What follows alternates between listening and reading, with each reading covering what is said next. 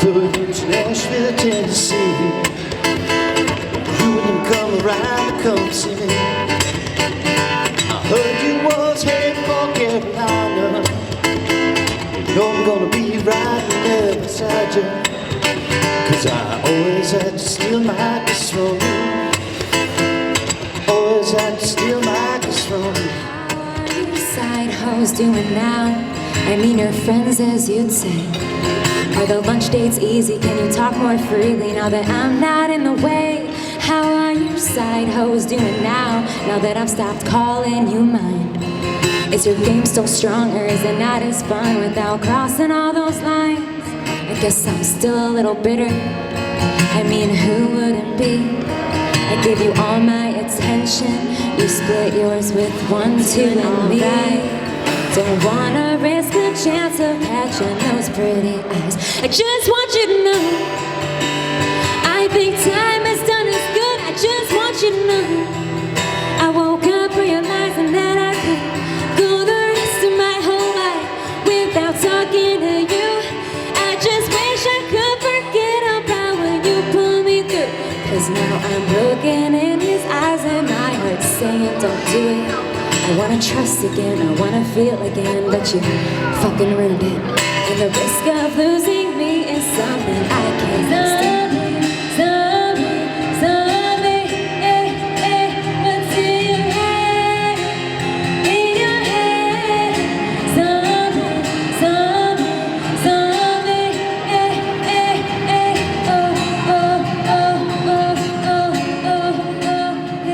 We used to do this every day. No, I'm just kidding. It meant a lot. We all kind of became part of each other, became very, very good friends. You know, here we are doing reunions 50 years later and having, you know. Of course, I started school when I was 5, so I'm a little bit younger. It's been a remarkable journey for all of us, and so much thanks to Joe. We do a reunion about every 4 or 5 years, and he said, I want to do it right here. And we said, okay, and no problem. So thank you, Joe, for putting this whole thing on. Thanks to Modern Day Romeos for playing last night, and all the other people. My son Joe got to have some fun for a while. Yeah, that was cool. And, great to see Justine again. It's been a while since Joey's birthday party last year when we all did this together. But one of the things we always say, I lost my voice last night singing with the crowd because Jim kept saying, if you don't sing, you're out of here. So I sang. Thank goodness a lot of other people were too. But one of the things we always said is, why are we here? You know, we're not here for a special event or some type of giveaway deal or whatever. We're here because of each other. That's it. That's the only real bond, and it's a big one. It's amazing, actually. So we're very, very thankful to be gathered here again today. And I'd also like to just say a word without mentioning names, but as we get older, we've lost some fraternity brothers and some little sisters. And of course, they're not with us anymore, but they still are. They're still here.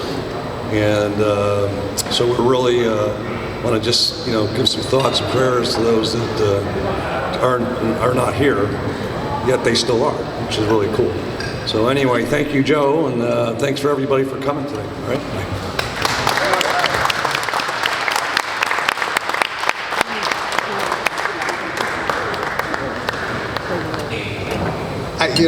It's amazing that Joe can still remember that. I do remember it. I remember waking up in the middle of Fredonia. I think you were playing cards. I think we were playing cards upstairs. And I passed out. Well, those days, thanks be to God, are long past me. On November the 1st, it will be 35 years since I've had a drink, God willing, and make it that far. If I can, just, when I was celebrating Mass in my hotel room, a couple of guys came up, and when we came to the part where we offer prayers, we mentioned, I think, all the names of people, not not all the Sigma News, of course, but representing the years that we've been together and remembering them, as George had mentioned, in a special way. And you know, I was talking to Gary Bergman last night about our own experience of being Sigma News, and you know, I think it's something that is very special about the years that we were there. It wasn't just 4 years, it's a few years before that, a few years after that, and there's something very, very special that happened in that period, and we don't know why. But we're here today, and thanks be to God for Joe and his support in helping us come together, and to continue to pray for God's blessing on all of us and all of those who have gone before us, and in the years that we have left, to continue to build these friendships and to renew them when we can, and to recognize in all of this that God has blessed us in a very particular way, and He brought us here today for some reason, and maybe we won't know what that is until we're with God in heaven.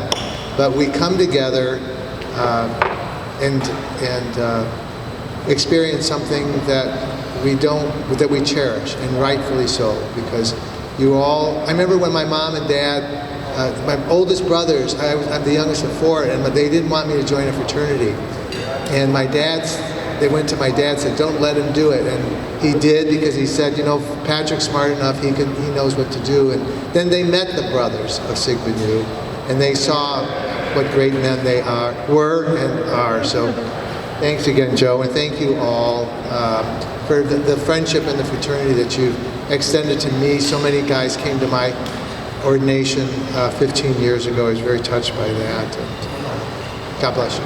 Thanks.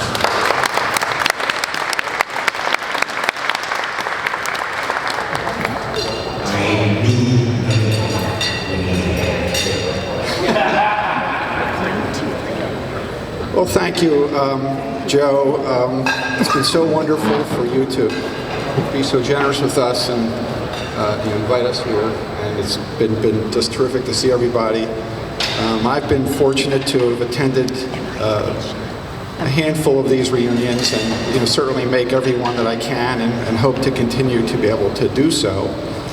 I brought my fiance with me, Jody. Jody and I have been together for several years. She came to the reunion in Vegas about 5 or 6 years ago, and I wanted her to come to see this one too, because I wanted Jody to know and to appreciate what such an important part of my life was when I was so young. Now, Joe, you might not remember this, but I was talking to Ian about it the other night. When I was a freshman, and you were a junior, a bunch of us went down to the University of Illinois football game to see Penn State play Illinois. And one of the reasons we went was because Ian's cousin, I guess, John Capoletti, who became a Heisman Trophy winner, was playing, and I forget how he got tickets, but a bunch of the brothers went down. And I was just a pledge at the time. And everybody went down, and whoever had cars, and I ended up in your car. It was a Grand Prix, right? It was probably like a late '60s model Grand Prix, '70. It was like a light brown or beige color car, right? And I had alone time with Joe up and back, right? Now here I am. I'm just barely 17 years old. And I knew that from Peoria to Champaign, Illinois was probably about 90 miles. We made it there in an hour. And the same thing coming back. And that was part of my introduction to Sigma Nu and to Joe Palumbo.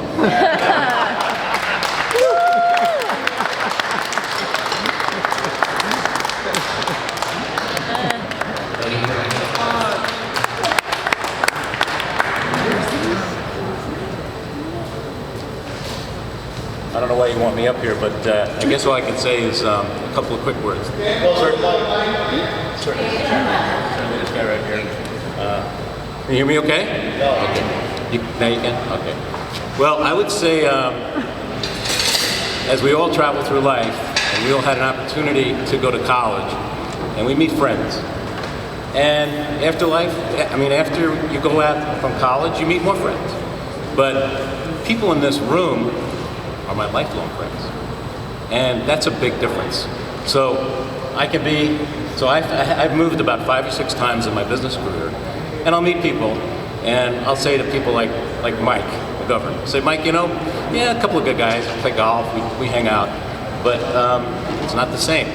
So I came here, and I've come to a couple of other reunions, and I can see people like Billy Hartwell, like Neil, Mike I talk to regularly, all you guys, and it's like I saw you yesterday. It's exactly the same. Nothing has changed. The love is still there, everybody cares for each other, and everybody has each other's back. That's always been the case. And that is what's really special. So Mike, when you were saying something was really special, to me that's what it is that we all have had each other's back. I'm not afraid to get on the phone, call anybody, ask anybody for anything, and everyone's always there to help. And that is really very special. It's really an extended family. And this guy here is one of the guys that started it. And Gary Bergman. Where's Gary? He left. Gary Bergman and George. George, who reaches out to every one of us all the time. He loves us all, and it's very special. And I'm happy that I'm on the West Coast with him, because now I have somebody I can always go to, and we visit and we talk. And he says, come see me anytime you're down in California, and we have. And all of you guys, if you come to the West Coast, you got to look us up. All right? Love you guys.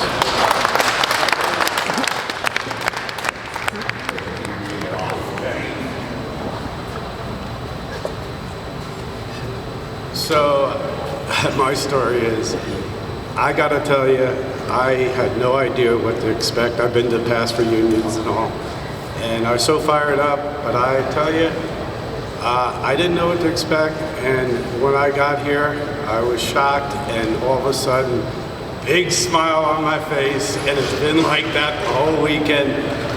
I had so many awesome conversations with people about their lives, their stories, their travels, and everybody's got the same story, a little bit different. And the greatest thing about it all is everybody here is super, super successful in life, with their families, with their friends, and it's such a joy to be here. And I am going to be smiles for the next 2 or 3 weeks. Thank you, and thank you, Joe.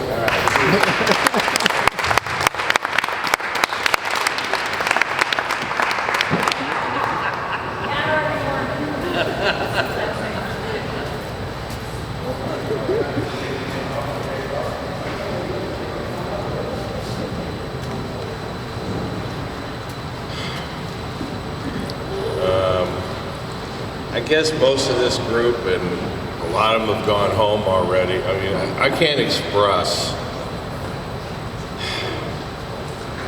the heartfelt feelings I have for our whole group. And I think it was Gary and maybe Marty, I know Scotty. We were talking about, Mike brought up this group that of years worth of people within our fraternity that this all stems from. A couple years ago, Joey, we were talking about this. A couple years before he got in and started and became commander and everything else, to my class, you know. I think everybody knows this. I'm watching Lance shaking his head, Gov, you know. I don't know about you, but that smile is going to be on my face is longer than yours, I can tell you that. And so probably to a few of the guys, you know, a year or two behind us, in, you know, 76. We started in 72. So we had, I don't know about how many other places in the world or groups that have had this camaraderie and love for each other that we've had. But in my book, there's nobody else in this world that can top what we have. House, you know, we talk all the time. I mean, and we go on and on and on about our group. and you guys put it all together. You know, he's one of the guys that keeps us all together. Joey, last few years, we got hooked up back together. We've been doing a lot of stuff together.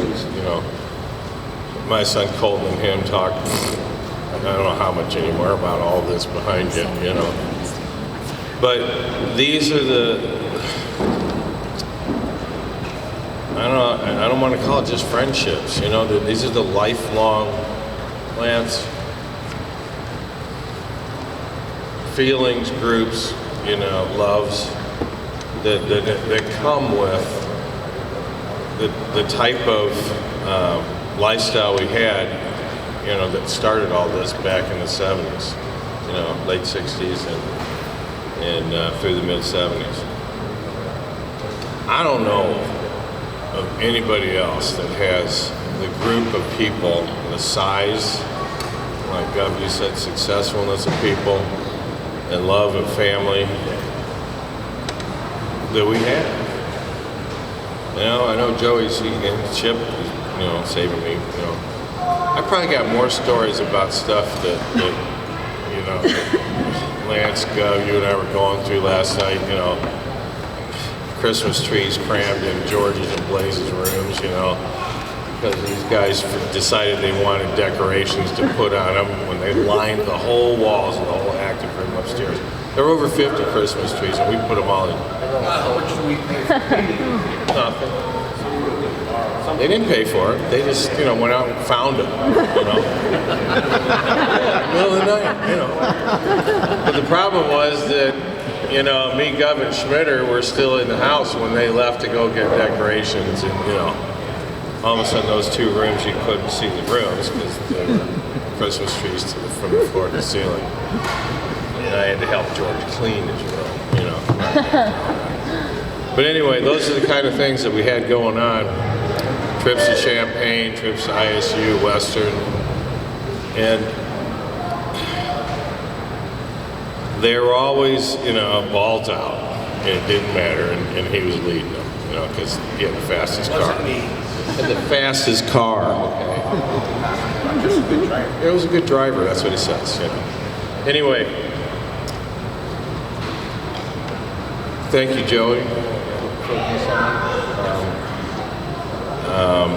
From the bottom of my heart to everybody here in this room, my old friends and comrades, there's never anything that's ever going to change that. We're the way we are because of what we've done in the past. I guess my freshman year, Kent West and Doug Mitsuoka were in my class, and they said, "We're starting a Little Sister program. We want you to come." Okay. And so I went, and it was, I thought, this isn't going to be like a dating service or anything. This is like, I don't need that. But it was just this camaraderie. Like, was it? Oh, oops. Sorry. But it was so welcoming and really a nice camaraderie. And I just feel comfortable here. We had great parties. I think for the whole time I was there, the main music was Sly. That's pretty much, we all knew all the words to all the songs because that was the music for all our parties. But it was fun and it was welcoming, and we really felt like we're in this house and they just take care of us. It was nice. I grew up a lot there. I learned a lot about different people, and it was great. It was a home away from home. So I appreciate it. Thank you. If you don't come up here, I'm going to tell some Scott stories.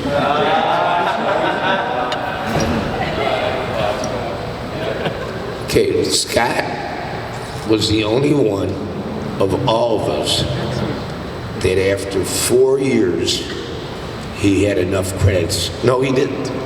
To become a sophomore. It's a true story.